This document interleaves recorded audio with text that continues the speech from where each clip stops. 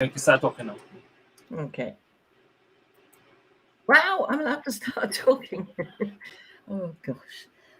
Angela, have you given a little bit of background to the amazing event that we started today, that you took part in and did an excellent presentation, as did many other women of science and medicine? Okay, I can't be next to the computer with you guys and open my phone. We don't need your video, do we? Well, I can't play the audio from my computer with you guys having your phones open. Oh, it's so complicated. I'll let you talk to Sherwin in the back. I'll give a bit of background. Okay. I put the link for the stream on the chat. If only things were easy. So today was an event where 7 or 8 people, not all of them on Clubhouse, but quite a few of them that were on Clubhouse, women that were doctors, nurses, scientists, research scientists, and they all talked about their specific area of knowledge. Whilst it was generally a women and health conference, obviously the subject was largely about virology, coronavirus as a family of coronavirus, obviously specifically SARS-CoV-2. There was another fascinating lady, a lot younger than me, who had long COVID, and she did a sort of testimonial, very personal testimonial. And while she was talking, and I always get this because I've met so many people with long COVID, I'm sort of in the background nodding away, saying, oh yes, I've had that, I understand this. And then she came up with this quite strange thing. As she was talking, she'd been through all the physical symptoms and she'd had a horrible time being in and out of hospital. And then she said, and of course I'm a Mensa person. You know, I've got this ridiculously high IQ. And I almost fell off my seat. My mother, my biological mother and father were both in Mensa for high IQ society. And then suddenly this lady I've never met, living in the United States with long COVID, is also high IQ Mensa. It was just so funny. But I chatted to Angela afterwards, and we have found, and there's some very obvious reasons, really, why this is one of the many correlations. So what I've got with me today as well is a lot of data that's not been published. Some of it's been used by a friend of mine, and I've stolen it off them, that shows the different propensities that people have, looking at the demographics of the people most likely to get long COVID. So by looking at that, that's how I've sort of worked out this little algorithm to calculate your risk, so we can find out how likely you, your children, your relatives, your friends, your lovers, whoever, how likely are you to get long COVID?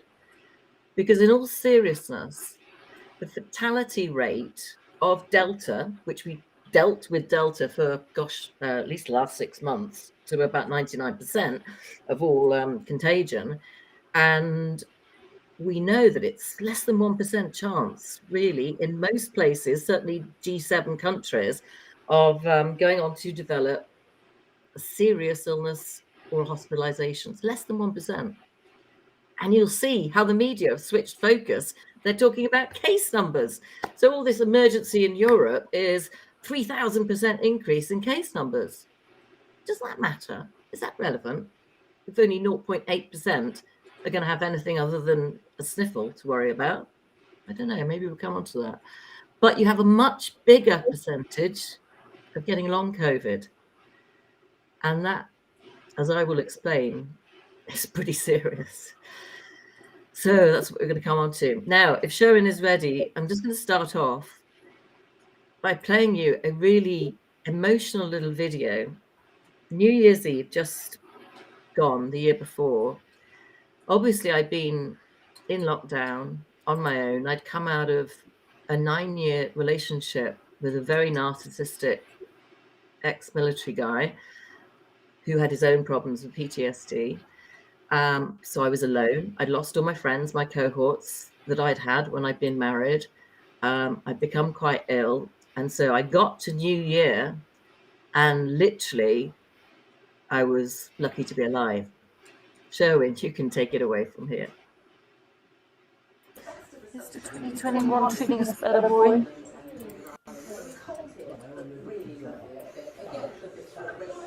If it wasn't for you, if it wasn't for you, I might not even be here. I know. Gosh, we made it through. We did. We made it through. I'm so glad I didn't leave you. It was touch and go, the paramedics came in, that virus came in. I love you so much.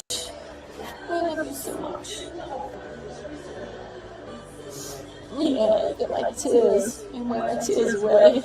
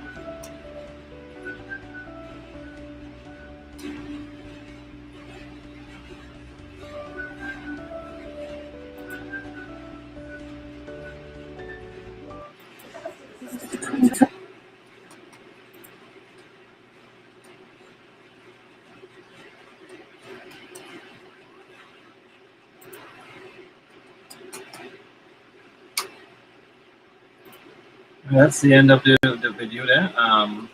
Miss Moneypenny.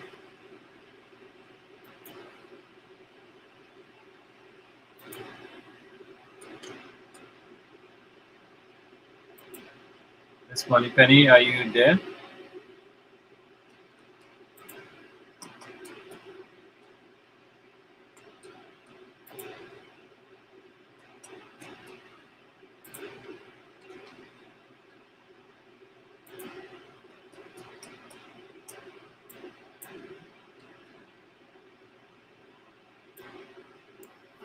All good? Yep, all good. Yep. Okay.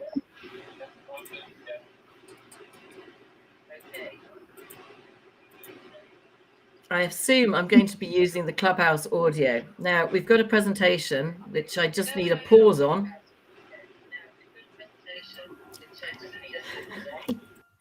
Before we start it, to make sure I'm using.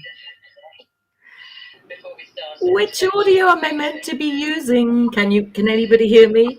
Yeah, they can hear you. Mute the one on the computer. Moneypenny, you need to silence your Clubhouse. Yeah. Yeah, but Can you hear me though? Can you hear me? Yes, I can hear you. Yes, Don't hear no? you. Yes, yes, yes, yes, yes, yes, I can hear you. Okay, thank you. Right. If you're watching on YouTube or Twitch or whatever, I feel like I've got a bit of Twitch going on already.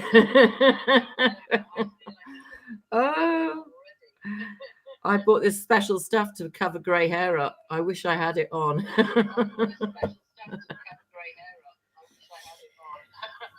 Right. So we saw the little video. We're hearing replay through Clubhouse, guys. We saw the little video.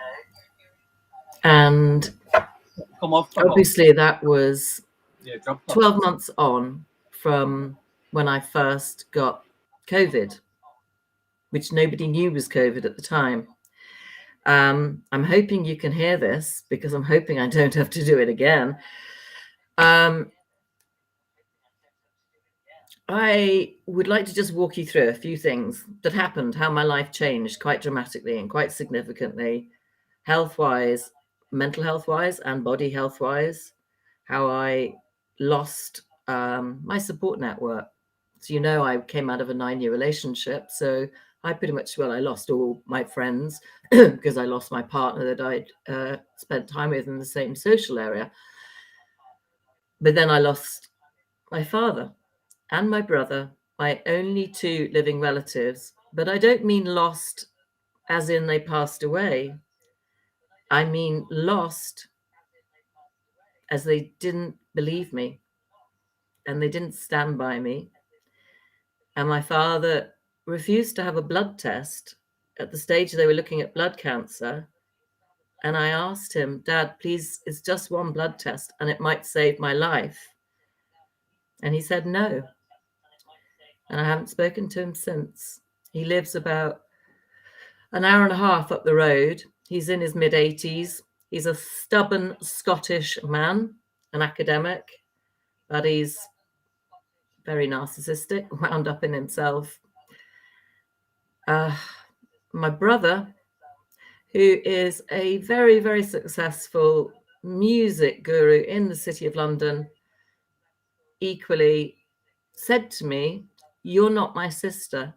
You're not the same person I knew."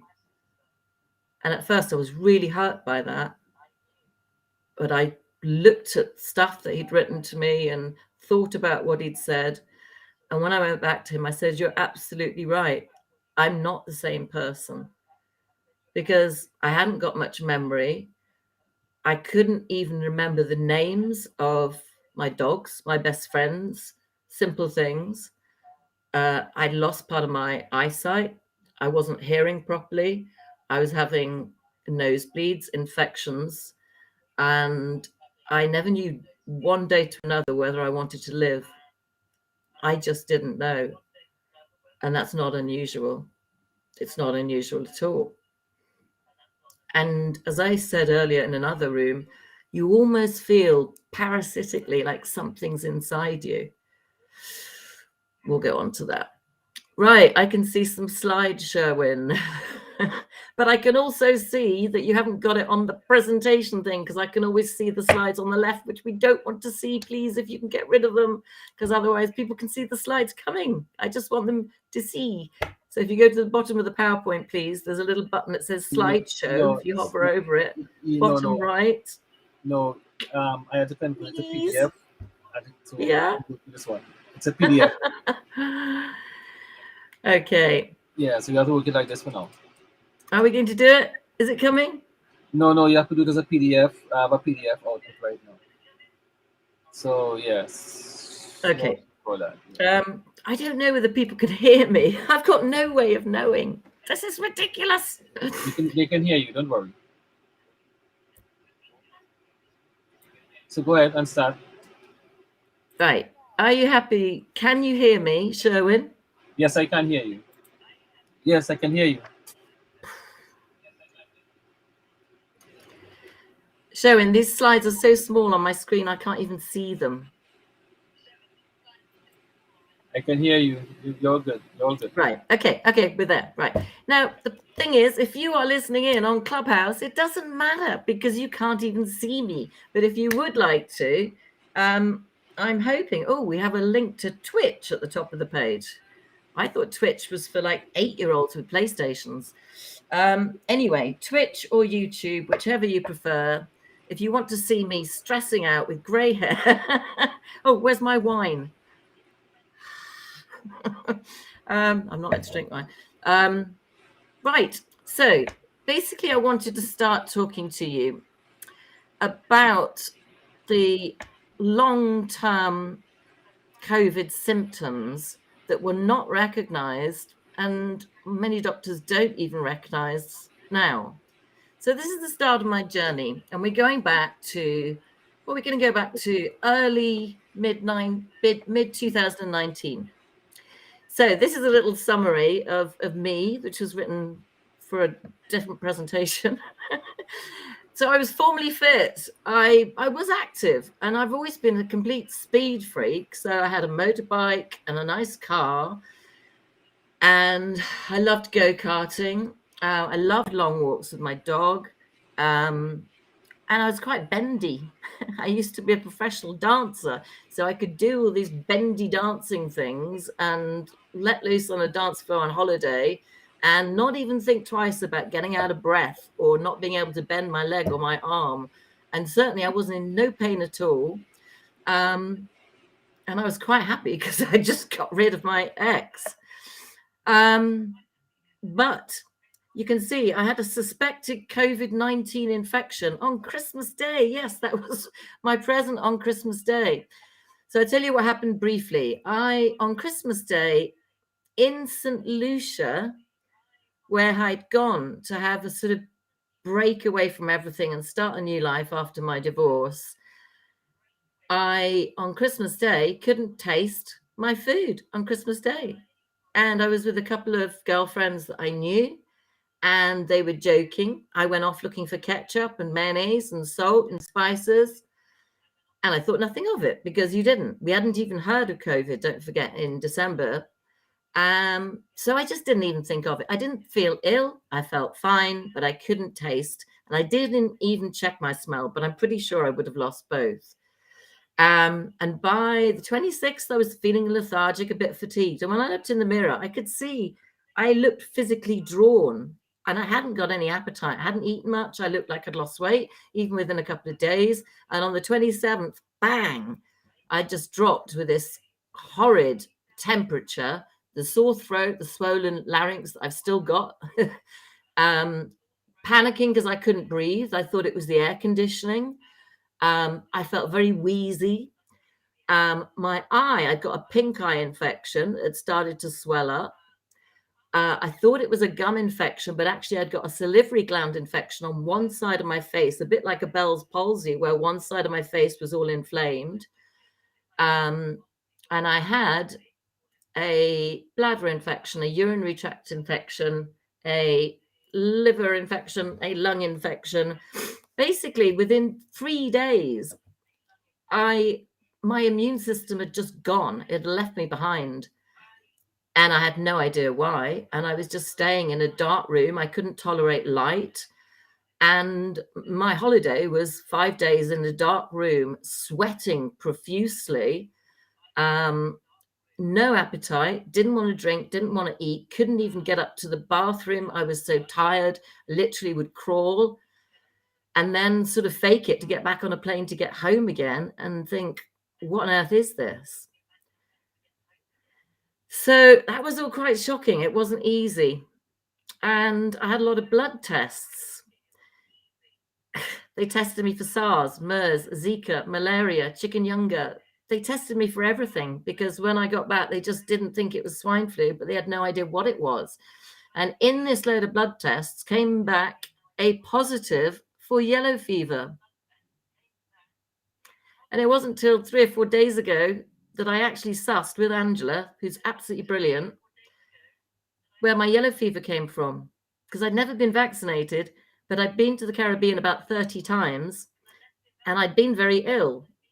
So I'm damn sure I had my yellow fever virus reactivated by SARS-CoV-2, probably, which is why I got a positive yellow fever result back alongside my positive Epstein-Barr virus and alongside my athlete's foot fungal reinfection reactivation And in total, I had something like 110 symptoms at that time, literally ridiculous. So I started building spreadsheets and recording them. But of course, nobody believed me, and you wouldn't. I was covered in a full body papular rash. And as we're going to go on to see, it didn't look very nice. My doctor given up on me. Every day I had a new symptom. She didn't believe me. And I started to give up on me because I wasn't breathing well. I was in a lot of pain. I was getting chest pain, rapid tachycardia. I was just terrified, and nobody gave a damn. Nobody was even interested. Next slide, please, Sherwin. So the other thing that I had as a child was rheumatic fever. When I was about 9 or 10 years old, before I started my dancing career, I was in a wheelchair for quite a while. But the only thing that was lasting was a heart murmur. But sure enough, now we know all the rheumatic problems I had in the early stage of COVID were probably a reactivation of the rheumatic fever virus. Oh, gosh, I wish I'd known at the time. So the update on the 27th, you can see if you are watching on YouTube that I had a number of symptoms, which were high fever, chills, respiratory difficulty, diabetes mellitus symptoms. My gums, eyes, urinary tract, bladder were all infected. I'd lost loads of weight. I wasn't allowed to see a doctor until the 15th of January, even though I came back on the 2nd of January because they said a swine flu was infectious. So I wasn't allowed to go in. Little did they know I'd actually got COVID. Next slide, please. And the next. Right, if you're eating and you're watching YouTube, you might want to turn away. This is funny. Most people think this is funny. In August of 2019, before COVID, I got bitten by a spider, and I got on the front page of a British newspaper and was called Spider Woman. And the only reason I'm showing you this and referring to it is because I had the most obnoxious reaction. If you can see the pictures, you'll realize it, which made me think, going back, was I starting to lose my immunity? Was I getting a bit ill? Was I just run down and stressed? No idea. Next slide, please. And then after my relationship broke, I decided to have a ceremonial, let me have a tattoo and feel brilliant about myself. If you're watching, that's the tattoo. It's an Indian tattoo. It's all about spiritualism and starting a new life. But look at the picture on the screen of a big inflamed massive lump on my arm. I'd had tattoos before, nothing, and then I'd had this massive reaction, which is also a bit suspicious at the end of September 2019. Next slide, please. And now if you're watching, you will see the other thing that now convinces me that maybe the myeloma, the cancer thing, the blood cancer thing, had been sort of hanging around before, literally a month, 2 months maybe, before I got COVID, and then was reactivated or brought to the fore. So these are pictures of my limbs. I was tearing ligaments very easily. Bruising massively, but not feeling myself doing it, bleeding really easily on the tiniest cut, getting infected, going greeny black horribly quickly. Next slide, please. And then we get to December, which is when I got infected. If you're watching, you'll be able to see a bit of background there, but very simply, I was in St. Lucia, got seriously ill. We thought it was swine flu, got back to the UK, rapid amount of symptoms. Nobody knew what it was, millions of tests. I actually went to see 2 hematologists, one who himself had multiple myeloma, and they all referred me to the infectious diseases clinic the week that England shut down. So I never got to the clinic. So I was shut down with blood tests showing that I probably had this blood cancer, multiple myeloma, incurable, but I had no way of testing. So I was locked down from then on my own, thinking maybe I had cancer, maybe I had swine flu. I knew I had yellow fever, but nobody would believe me, even though it had been sent to the government lab to be 2nd and 3rd tested. And at that point, I did the John Hopkins Virology Immunology, Mayo Clinic, full body epidemiology, I think it was.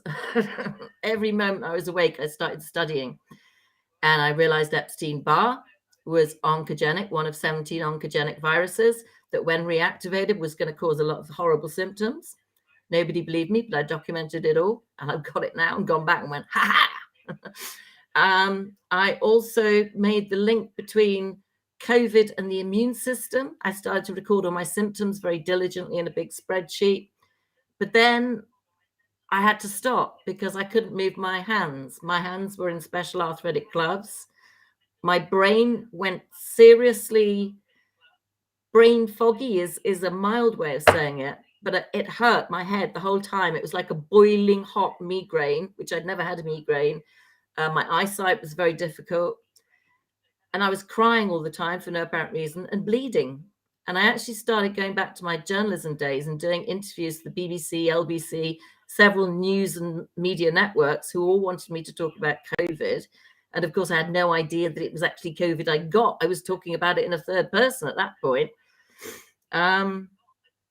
Next slide, please, Sharon. This is a picture of notes from my GP visit in January when I first got back. And you can see highlighted, he's written down, severe respiratory illness, unknown. This is the proof that I was ill with COVID on the 2nd of January in the UK, that even my father and brother still to this day don't believe me. Next slide, please. That was what I used to look like before I got it. Quick, move that slide, please, Sherwin. Okay, this is macropapular rash. This is very typical of Epstein-Barr. My doctor thought it was a reaction to a skin cream. So he gave me it's a cream, but it was based on prednisolone, so steroid-based, plus steroids as in oral steroids, which is the worst thing we can possibly do. And we now know is also a potential trigger that makes you more likely to get long COVID. Because by having steroids at that time, anyway, Angela can explain that to you. She'd be much better than me. Next slide, please. Hello. Next slide, please. Showing, help. Okay. I don't need to go into this. Flick to the next one. It's just more blood results showing that I had yellow fever and it was positive and it was sent to the government lab. And by the way, I live next to GCHQ, the government secret service headquarters in the UK. And prior to getting ill, I was teaching Chinese VIPs. And the biggest outbreak of the whole of the COVID time in the United Kingdom was in my postcode. And that was one reason, because there was a massive horse racing event just up the road from me. But I'd been on that horse racing course with COVID the day before 110,000 people turned up for the event. And when it got to March and I saw Wuhan and I started to think, oh my God, I could possibly have COVID, I thought I'd potentially maimed and killed 40,000 people, because as it turned out, from over 200,000 people that attended that horse event within a mile of my house, 40,000 people went on to get COVID. I've no idea how many died. I don't want to know, but I was the only person that had COVID. And the reason I'd been to the racecourse the day before is because both my dogs were taken suddenly very ill and vomiting.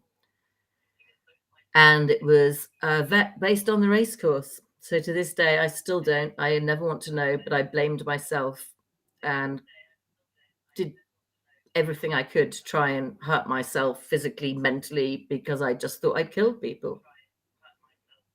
But obviously nobody believed that I'd got COVID. Right, so we've got research now about being long haul. We don't need to look at that because I'm going to go on to it a bit further. But really, I had a cardiac event that was quite serious. I had a small stroke, a TIA. I had the sepsis, a number of events. But I decided to sign a do not resuscitate order because I'd lost everybody.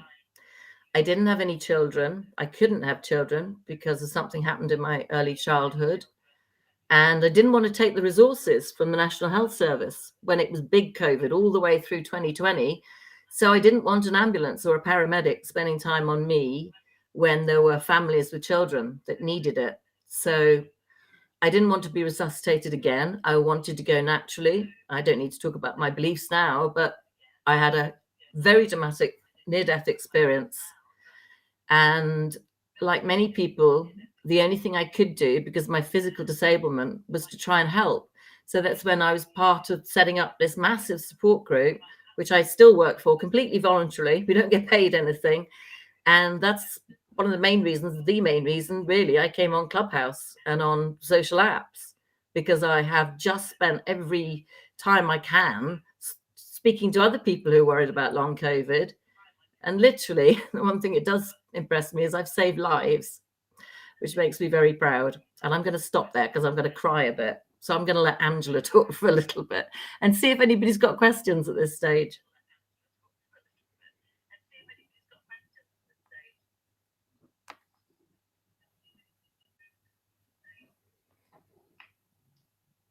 No, I just appreciate you for sharing your story and sharing what like you've been through,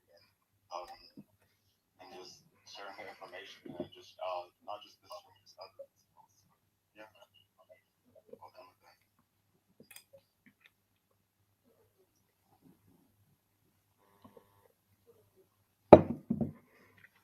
If you're watching on YouTube or Twitchy, whatever it's called, you can send me messages or questions, because surprise, surprise, the question thing isn't working. Angela, can you hear me okay? Right. You can also directly back channel Moneypenny with questions as well. Yep, I can hear you. I'm asking anybody if they have any questions.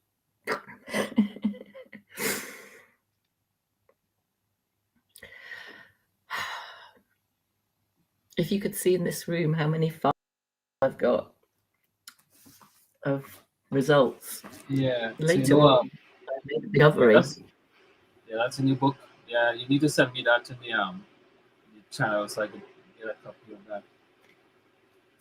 But I have to get through the real Anthony. Well, I need to get my hands on Anthony Fauci. But I mean, this Moneypenny. I mean, can I get the audio from Clubhouse somehow? Clubhouse. Because I can't hear Clubhouse. Okay, well then go ahead and put on your Clubhouse audio, and I will mute you here, and then they won't hear you on the stream. Right, I'm going to go away for a little quick break and come back, because this is just really hard work. Yeah.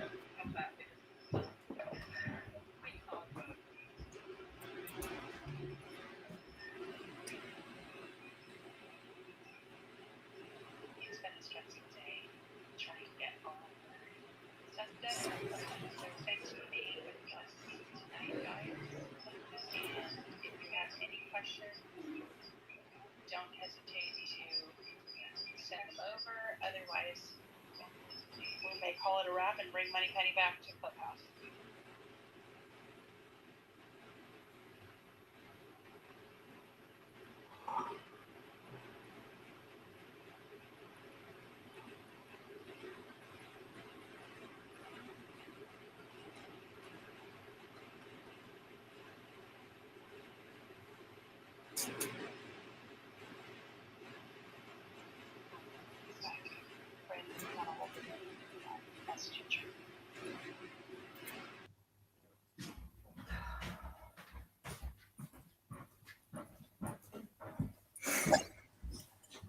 Hello. Hey, do you want to? Right, I've made a decision. Can we just stop the video? I can go back to Clubhouse and just talk like I normally do, because this is stressing me out. Angela is on. Go ahead, Angela. Yeah, I'm going to do that, because I can't hear. I can't see. I don't know what's going on. Okay, I've you'll see waited now. 9 hours. Background, yeah, if you guys like what you're hearing so far, make sure you guys go to Greenhouse, follow the club. Just going over, Hi. I'm back with just audio. I'm sorry, guys. We tried. I think Sherwin's probably as tired as I am, but some days things go wrong. Some days you need things to just be funny. And thank God, behind me, while I was doing that little video, are my two gorgeous dogs doing the most ridiculous things to half of my clothing and a bedspread, which has made me laugh. And I tell you, laughter is definitely the best medicine. Angela, could you explain why we think there might be a correlation with long COVID and, I don't know, brainy people or people that would use a lot of cortisol, adrenaline, all those sort of, you know, perfectionist stimulating type things? Because I thought it was fascinating what you said. Yeah, so a couple things. People that use more of their brain, their intelligence, have more active synapses, and they also tend to oftentimes have more cortisol. Not all the time, but they often tend to have more cortisol. And I'm trying to remember back to a presentation that we watched just last night with Dr. Bean. And I seem to recall that when cortisol spiked, so also did risk of clotting and other things. So there is a correlation with inflammation and cortisol. So that's for sure. But we're thinking long COVID may have something to do with it, because we're seeing a lot of folks with long COVID tend to fall in that category. Yeah, it makes sense. Now, what I am going to do is, you don't need to be able to see this, but I'm going to tell you what things to look out for. Because one thing I wanted to help people with is to look at your own risk levels of getting long COVID. And some of the research I can just allude to will tell you the sort of demographics. So based on you, your BMI, your age, your previous medical history, whether you're brainy perhaps, where you live, what you do for a living, and many other little things, like how much sunlight you get, how much testosterone you might have in your body if you're a man. And I'm going to give you a little, like a quiz thing. You're going to need to grab a pencil and a paper, because literally I want you guys to almost be like a test guinea pig for what is a sort of properly worked out, using everything I've got, to work out the risk you potentially or one of your loved ones would have for getting long COVID, which is what we've established. Would, for most people, it would be the worst thing that could possibly happen, because you're so unlikely to be in the 0.8% of people that actually get seriously ill or die, particularly as this new variant, which has to go through lots of testing, but is suspected to be maybe 400-500% more spreadable, more replicable than Delta, which was already far more than the original Wuhan, but to be less deadly, which is what many scientists would tell me and have reported, that that is a traditional sort of pattern that you see in the evolution of viruses. They mutate in a way that they spread faster, because the purpose of the virus, almost like a person, is to reproduce and have more of it. And that's why perhaps when you're getting attacked and jabbed and you're a virus, you might decide to do a bit of mutating and make yourself stronger. We won't get into that straight away. But what I'd like to look at is why at the moment, because you probably don't have the new variant around you today, but why in a week or two's time it would be really useful for you and your loved ones to know your risk of being possibly a long COVID sufferer. So I hope it will help. So I'm just going to take a couple of questions. If people would like to come up to the stage, please raise your hand. And I'd also like to ask, please can you ping other people in? Because particularly with this calculation, I'm going to give you individual risk assessments. I'd really like to get as many people as possible to do that. And it is going to be incredibly valuable. I do promise. It is done based on all the science that the Long COVID Support Group in the UK and the Body Politic in the US, many of the members were brought together for this. So it literally is, we're going to do a live scientific experiment, courtesy of the preservation of the human race, the wonderful Angela, Sherwin, and my very, very supportive friend, Martha. Thank you for coming on stage, Martha. Hello, how are you? Okay. Martha's obviously not there. Okay, so can we put hands on the I'm open here. thing? Oh, there we go. There we go. Right, hands are open. So if you'd like to come and join us on the stage, and I would love to see a few of my supporting friends because I'm in a moment of need. Monica, Dr. Santosh, Stefan, I can see you hiding. Come up and play.